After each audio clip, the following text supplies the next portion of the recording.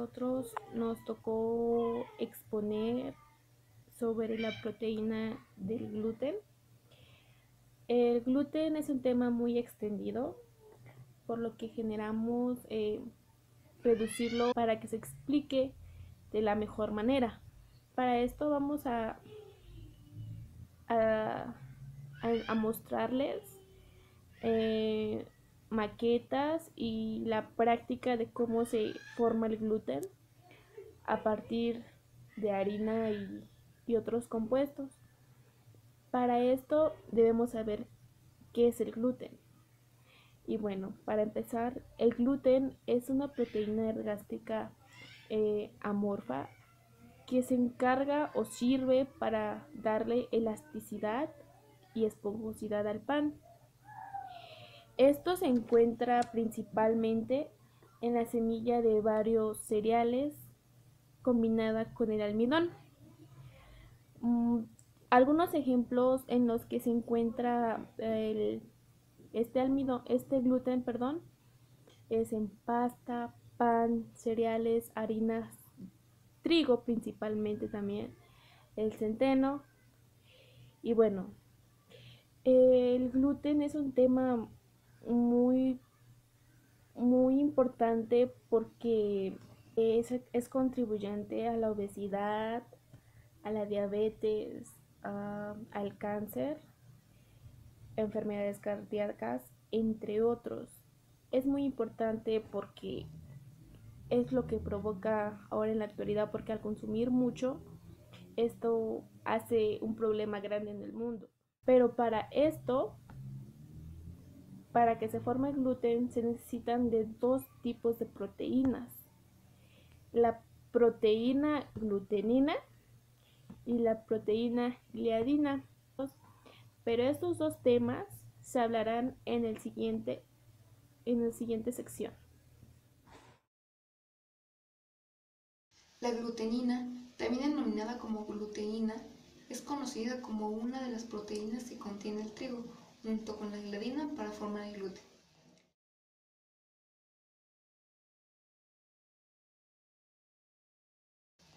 Debido a su estructura polimérica, la glutenina es extremadamente elástica. Además, proporciona una baja extensibilidad, siendo las proteínas que dan fuerza al gluten durante el amasado. Junto con la gliadina, esta proteína proporciona la retención de dióxido de carbono durante la fermentación para así poder hacer crecer la masa de pan.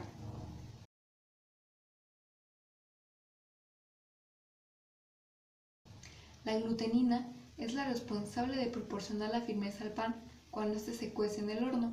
Este efecto se realiza debido al incremento y estabilidad de la red de proteínas, cuando éstas se enlazan mediante el enlace disulfuro desarrollando cadenas largas durante el amasado del pan. En resumen, contribuye a la extensibilidad, fuerza y firmeza de la masa. Contiene la mayor parte de los lípidos que se encuentran en la harina en forma de lipoproteínas. La gluteína es una proteína polimérica formada por hasta 20 subunidades, unidas por puentes de disulfuro inter e intracatenarios. Están constituidos por dos tipos de subunidades, las de bajo y alto peso molecular. Estas subunidades se ensamblan en polímeros gigantes, estabilizados por puentes que los mantienen físicamente unidos entre sí, formando enormes agregados de tamaños variables. Estas proteínas son las más grandes que se conocen en la naturaleza.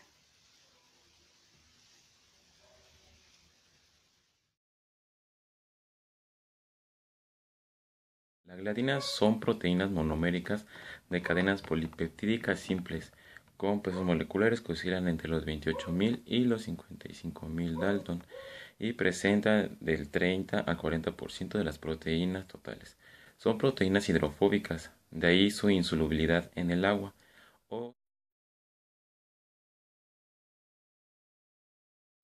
Desde un punto de vista funcional, contribuyen a la viscosidad y extensibilidad de la masa. Son muy pegajosas cuando se hidratan, muestran poca o ninguna resistencia a la extensión. Parecen ser responsables de la cohesión de la masa. Son las unidades que junto con la gluteína forman el gluten presente también en cereales, específicamente en el trigo. La gliadina se encuentra en relación 50-50 con la gluteína en el trigo. Un aminoácido muy importante en el desarrollo del gluten es la cisteína. Este aminoácido dispone de un grupo tiol libre que puede reaccionar con otro grupo tiol libre de una misma cadena y formar un enlace intracaternario, o con un grupo tiol de otra cadena y formar un enlace intercatenario.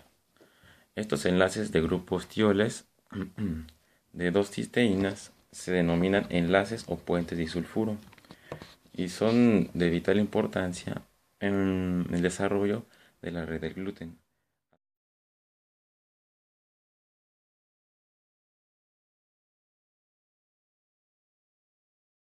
En esta parte vamos a estudiar la composición de gluten, la cual está constituido por la gliadina y la glutenina, lo cual conforman el gluten.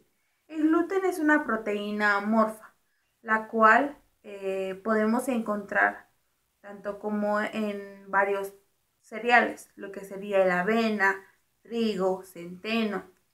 Esta proteína lo que forma, o más bien a lo que ayuda, es a la elasticidad, así como la esponjosidad de la masa, para que, bueno, se puedan realizar. Esto se lleva a cabo mediante un enlace peptídico. El enlace peptídico entre dos grupos aminoácidos. Esto es entre la unión de un grupo carboxilo y un grupo amino. Al unir estos dos aminoácidos, se deshidrata. Al deshidratarse, ya se forma un enlace entre el carbono y el grupo amino, que se representa de esta manera. Aquí es donde ya están unidos los dos aminoácidos. Esta sería una estructura donde se muestra, vaya, un enlace sulfídrico que llevan estas dos proteínas al unirse mediante puentes de sulfuro. Esta sería una estructura cuaternaria, así lo que incluye lo que sería la glutenina y la gliadina, que es la conformación de gluten.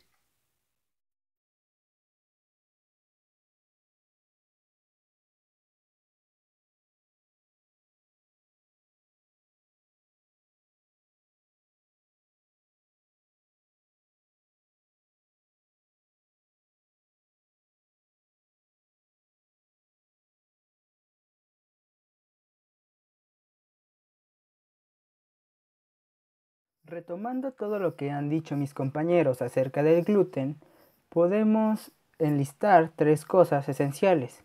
La primera es que ahora sabemos que el gluten es una proteína compuesta por otras dos proteínas, lo cual lo convierte en una proteína cuaternaria. Estas dos proteínas son la gliadina y la glutenina, las cuales se encuentran enlazadas entre sí por puentes disulfuro y o enlaces peptídicos. La gliadina, como bien nos han comentado, es lo que aporta la cohesión y la viscosidad a la masa, mientras que la glutenina lo que aporta es la esponjosidad y la elasticidad, lo cual a su vez lo que permite es que se retenga el CO2 que se produce durante la fermentación por las levaduras en la masa. Pero todo esto de elasticidad y viscosidad y retención de CO2, ¿qué significa en realidad? Para ello vamos a proceder a elaborar una masa de pan en la cual podremos observar macroscópicamente cómo ocurre la transformación del gluten cuando las dos proteínas, tanto la gliadina como la glutenina, se unen. Como bien nos explica la bioquímica de la Universidad de Buenos Aires, Marina Kopman, estas dos proteínas, tanto la gliadina como la glutenina, siempre se encuentran en el trigo, claramente.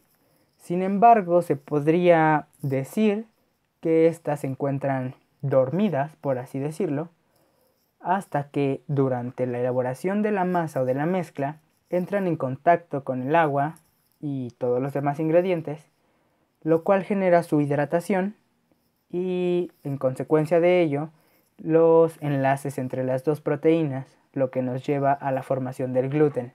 Durante este amasado, además de mezclar los ingredientes, lo que se logra es que tanto la gliadina como la glutenina, al dar tantos golpes, amasado, enrollado, demás, lo que hace es que debido al trabajo mecánico realizado en ello, estas dos proteínas se van uniendo cada vez más hasta que se enlazan, formándose largas cadenas de gluten para así darle consistencia a la masa y poder hacer el pan.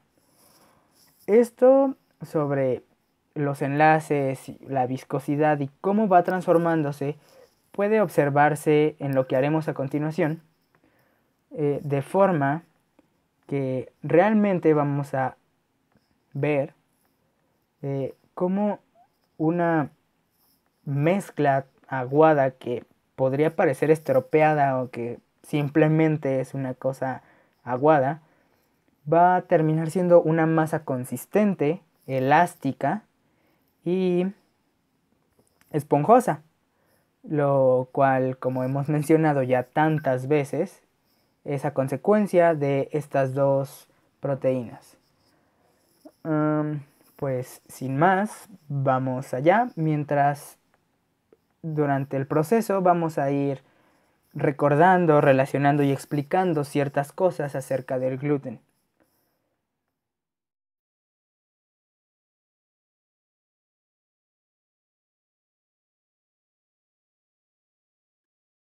Al inicio, las proteínas en la harina se encuentran dormidas. Aquí podemos observar cómo está seca, entonces las proteínas siguen inactivas. Una vez hidratadas, la proteína principal que se encarga de esto es la gliadina, lo cual podemos ver que ocasiona esta viscosidad en la masa.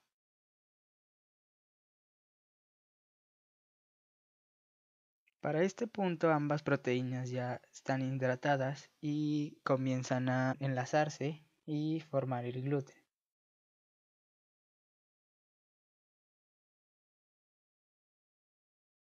Minutos después del amasado, podemos observar que las proteínas ya se han enlazado más y por lo tanto hay más proteínas de gluten conjuntas.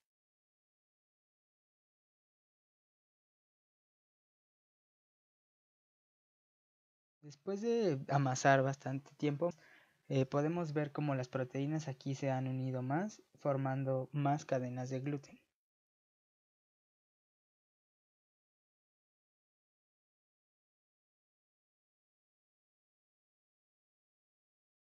Una vez formadas bastantes cadenas de gluten, comienza a tomar consistencia la masa, dejando de ser una mezcla simplemente aguada.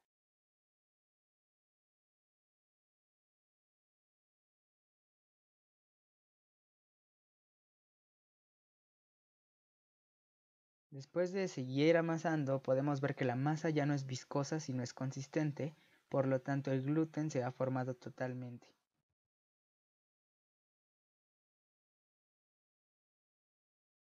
Y finalmente obtenemos una masa que ya es manejable. Así como se observa la gliadina y la glutenina enlazadas en esta representación gráfica, así se encuentran totalmente en la masa del pan.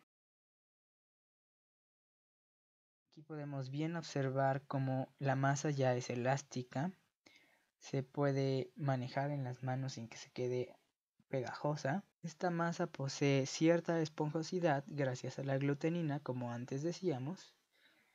Y finalmente, después del horneado, obtenemos el pan que todos usualmente comemos.